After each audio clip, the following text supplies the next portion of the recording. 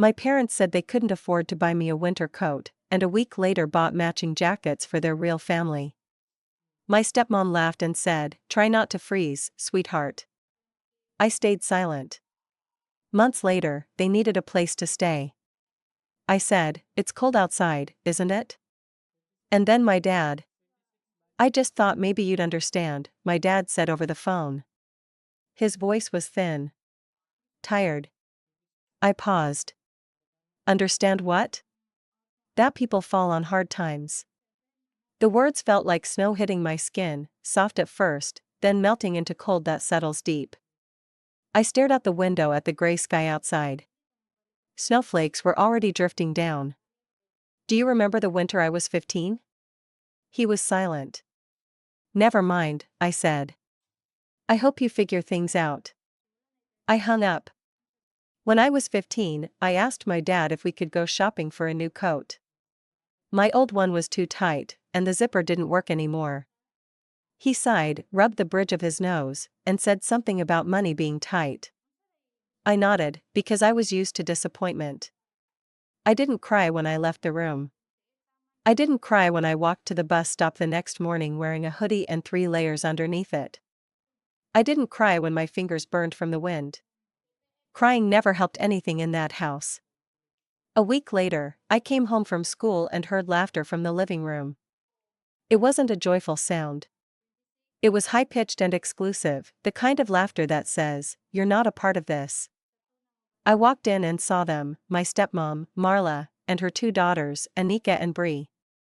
All 3 of them were in shiny new jackets, the kind that puffed out and looked warm enough to sleep in. The tags were still on the sleeves. They were matching, plum-colored with fur-lined hoods. My dad was standing in the doorway, holding a mug, smiling. They looked like a real family. Marla turned to me. "Try not to freeze, sweetheart." It wasn't what she said, it was how she said it. The fake concern. The tiny curl in her lip that said she liked watching me flinch. I didn't say anything. I walked upstairs. I shut the door. I sat on the bed and stared at the wall. I had learned by then that staying quiet was safer. Marla moved in with us just a few months after the divorce was finalized. At first, I thought she was just overwhelmed. Trying to blend 2 families is never easy, right? But over time, I saw it clearly, she didn't want a blended family. She wanted her own, and I wasn't part of it. She never yelled. She never hit. It was worse than that. She left me out of things on purpose. Forgot to tell me when dinner was ready. Threw out leftovers before I got home from school. Excluded me from family outings and made it sound like I was the one who didn't want to go. I'd find out about ice skating trips from photos on the fridge. And my dad? He just watched. When I asked him once, just once, why he let her treat me like that, he mumbled something about keeping the peace. I understood what that meant. It meant that I was disposable, so long as she stayed happy. That winter was rough. Upstate New York doesn't care about your feelings. The cold slices right through you. I layered sweaters and hoodies and tried not to shiver too visibly. A teacher at school, Mrs. Gentry, eventually noticed and offered me her old coat from home. I told her my dad was going to get one next week. He wasn't. She brought the coat anyway. I accepted it in silence. I still remember how warm it felt, how alien that warmth was, like something I didn't deserve. I got a job the minute I could, weekends at a greasy spoon diner where truckers called me kid and tipped in crumpled singles. I saved everything. I didn't go to prom. I didn't buy yearbooks. Every dollar went into a shoebox. My only plan was escape. By 18, I was out. SUNY Albany gave me a partial scholarship. I worked at night, studied during the day, and ignored every call from home. They stopped trying after a while. And honestly, I was fine with that. I was used to the cold. Over the years, I built something. A life. A quiet apartment, a degree, a stable job in billing support for a health group. Eventually, I met someone, Jonah. He was quiet and thoughtful, nothing like my father. He didn't say much, but when he did, it mattered. We moved in together in a 2-bedroom house just outside Troy. It was the kind of place that smelled like fresh paint and laundry detergent. It felt like safety. Then, one November morning, I got a call from a number I didn't recognize. I let it go to voicemail. When I finally listened, it was my dad. He said they'd been evicted. Marla had lost her job. He'd had surgery and couldn't work. They were living in a motel near Amsterdam but were running out of money. He sounded worn out, scared. Said he didn't know where else to go. He asked if they could stay with me for just a couple weeks. I listened to the message 3 times. I didn't respond for 2 days. When I finally called, he picked up on the first ring. He was too eager, his voice cracking with forced optimism. "I really appreciate you calling back," he said. "I just thought maybe you'd understand. We're in a rough spot." I stared out the window at the first snow of the season. "It's cold outside, isn't it?" I said. He didn't say anything. I let the silence stretch before asking, "Do you remember when I asked for a winter coat?" There was a pause. "That was a long time ago, Nora." "Not for me," I said. He didn't argue. "You told me there wasn't enough money, and then bought matching jackets for Marla and her girls. You watched me go to school in a hoodie while they posed in the snow." He sighed. "I was trying to make things work. I didn't always get it right." I swallowed a wave of something I couldn't quite name. "No. You didn't." There was a long, empty space on the line. Then, "I'm sorry." I believed him. That was the strangest part. I really did. But believing him didn't mean I had to open my door. I told him I needed time to think about it. That was true. Not because I didn't know my answer, but because I needed to sit with the weight of it. To fully allow myself the space to consider the child I was, and the woman I had become. That evening, I told Jonah everything. He knew pieces of the story, but not the details. Not about the coat. Not about the way Marla had made me invisible in my own house. Not about the quiet complicity my father offered in exchange for domestic calm. He listened the way he always did, patiently, without interruption.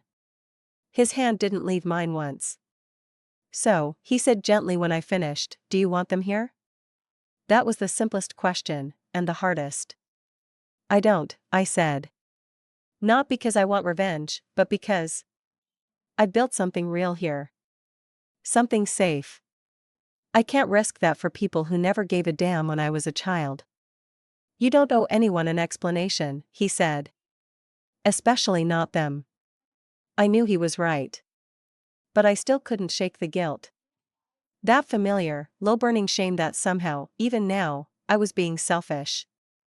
I let a few more days pass. Snow piled up outside. I baked banana bread I didn't eat. Cleaned the baseboards. Sat in my office pretending to work. Then a letter arrived. Postmarked from Amsterdam. The envelope was pink and smelled faintly like cheap perfume. "Marla." I opened it on the porch, as if afraid of what might come out of it. It was short. No more than 3 paragraphs. She said she was shocked and hurt that I would ignore a family emergency. She said it wasn't her fault that money was tight back then and that I was choosing bitterness over compassion. She wrote that I was turning into a cold, hard woman, just like your mother. I folded the letter slowly, pressed the creases with my thumbs, and slid it back into the envelope. I didn't cry. I didn't even feel angry. What I felt was tired. Tired of being expected to mother the adults who had failed me. Tired of pretending that forgiveness was owed, just because years had passed. 3 days later, a second letter arrived. Same return address, but this time it was my father's handwriting on the envelope. I knew it before I opened it. The way he wrote my name, plain, blocky letters, no flourish. This one was different. He didn't ask for anything. He didn't mention Marla. He didn't try to guilt me or twist the story. He simply said he was sorry. Sorry for what he didn't see. For what he chose not to see. For not stepping in. For choosing peace over protection.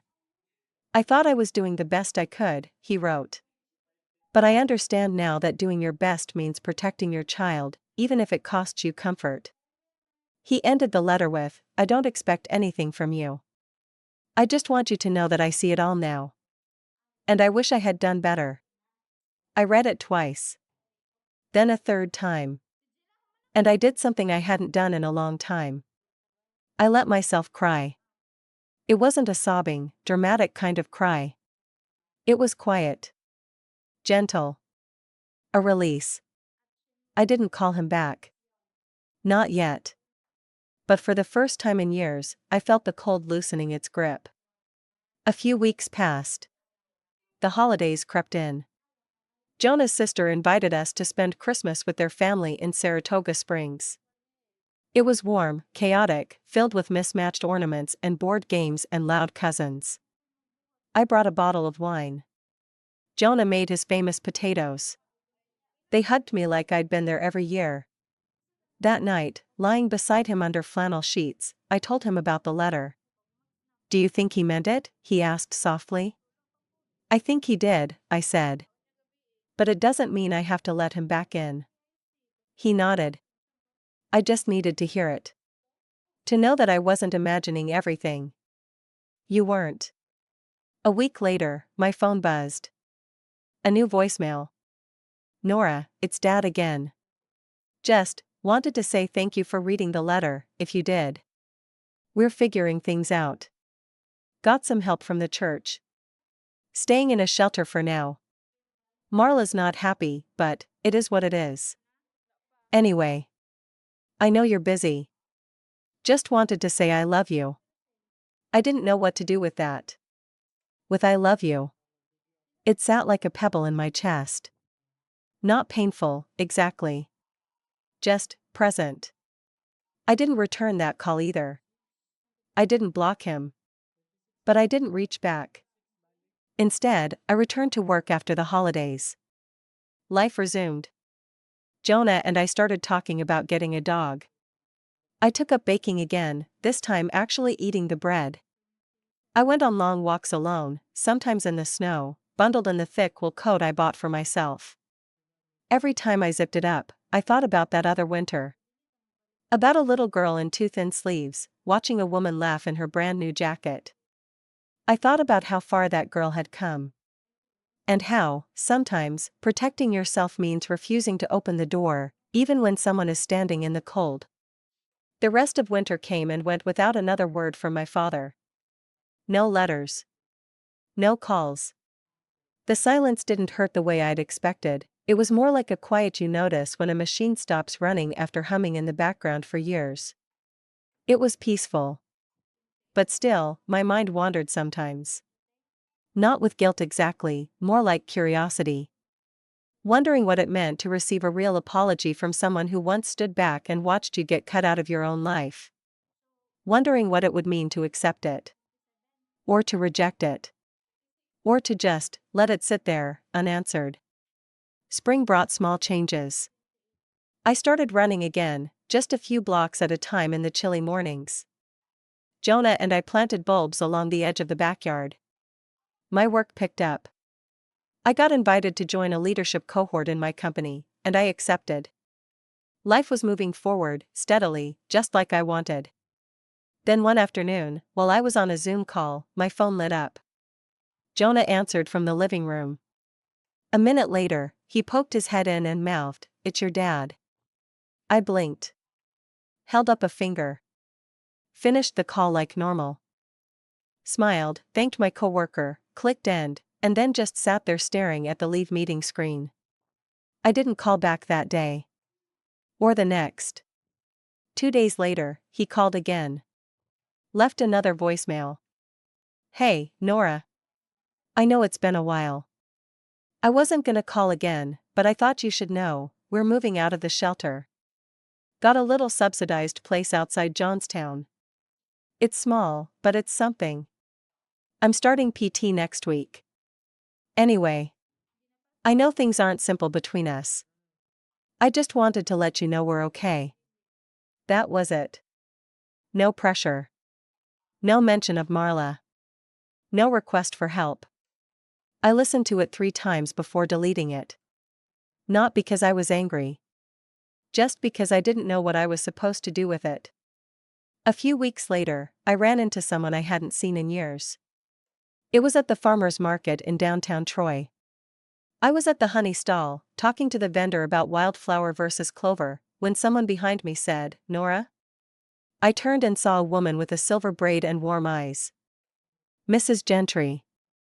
It took me a second to place her. She'd aged, more lines around her mouth, thinner frame, but she still had the same calm energy.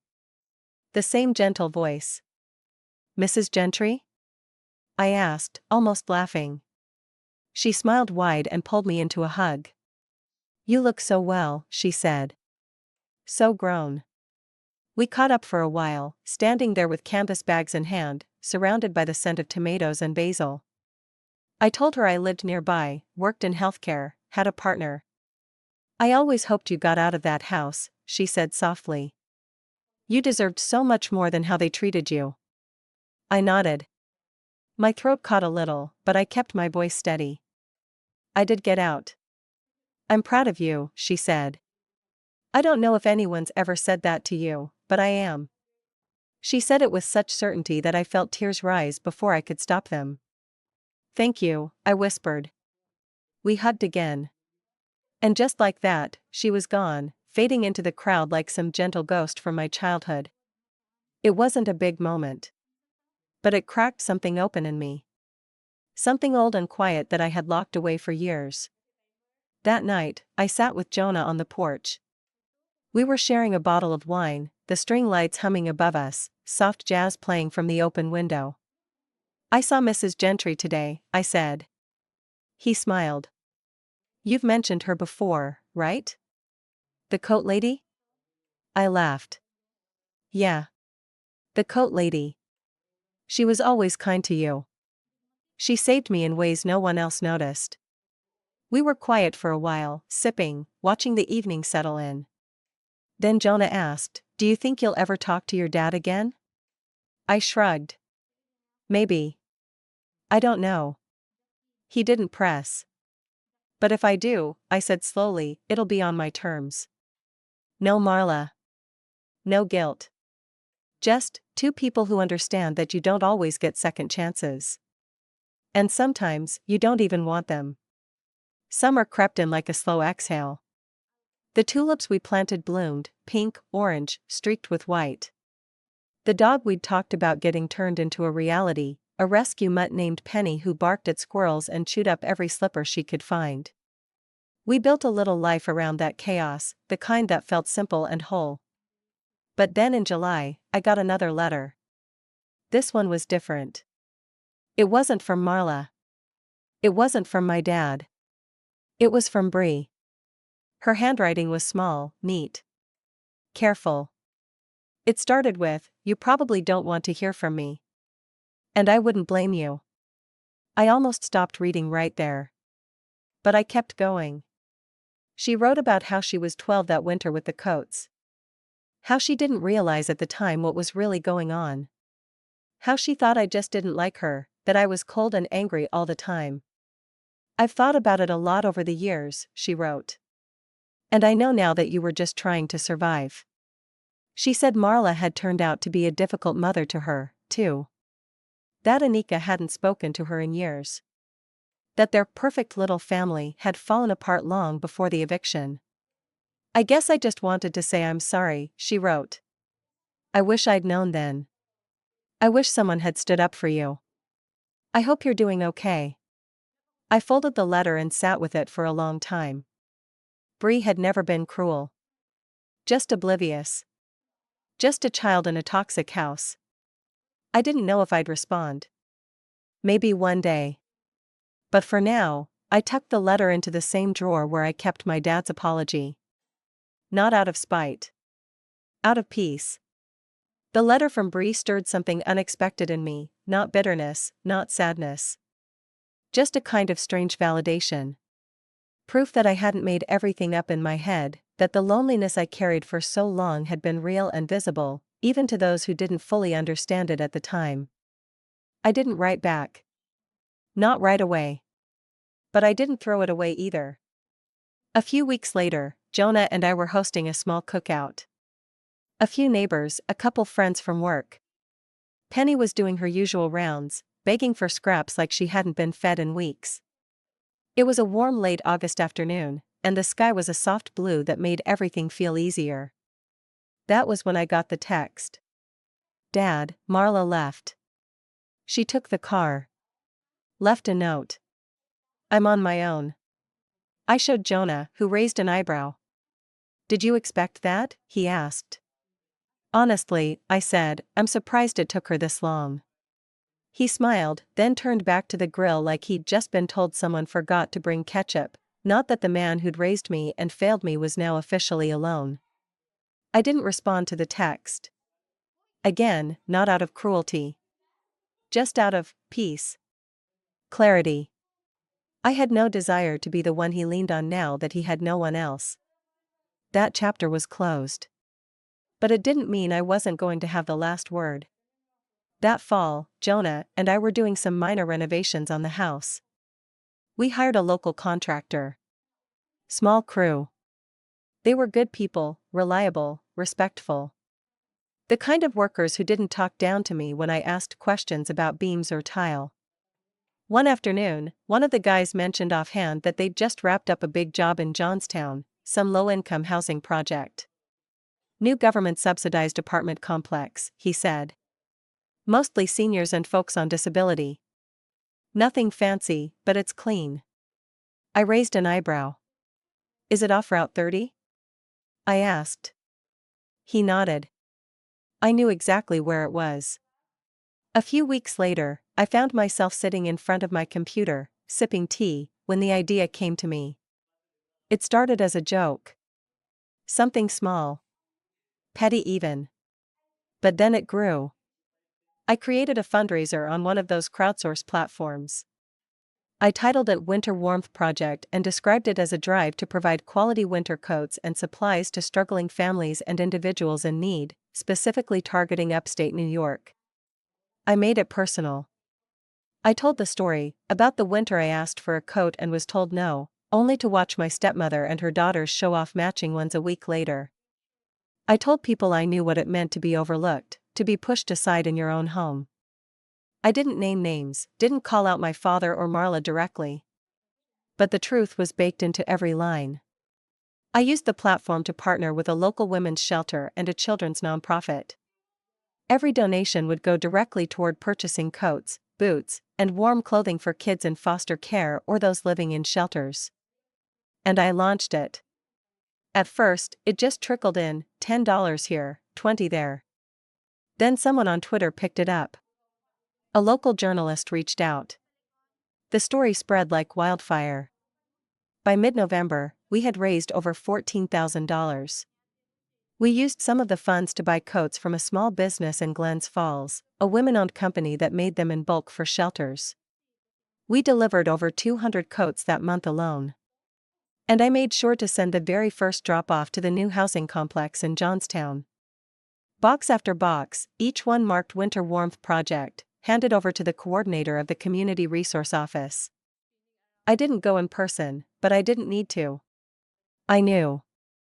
Jonah and I celebrated that night with takeout and champagne. I hope he sees the boxes, he said. I hope he remembers telling me no, I replied. And then watching someone else laugh in my face. It wasn't about cruelty. I didn't wish him harm.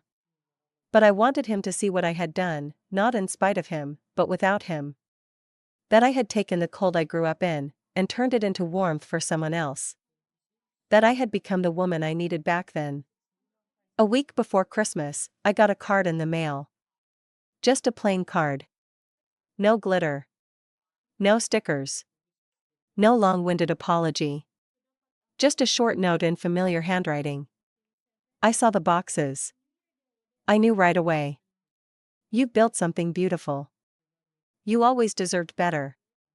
I'm sorry, Dad. I stared at the card for a long time. Then I set it down on the table and walked into the kitchen, where Jonah was stirring something on the stove. He looked at me. You okay? I nodded. Yeah. I think I am. We ate dinner. We watched a movie. Penny curled up between us, snoring softly. Outside, the snow had started again, gentle and quiet, blanketing everything in sight. This time, I was warm. And I wasn't alone.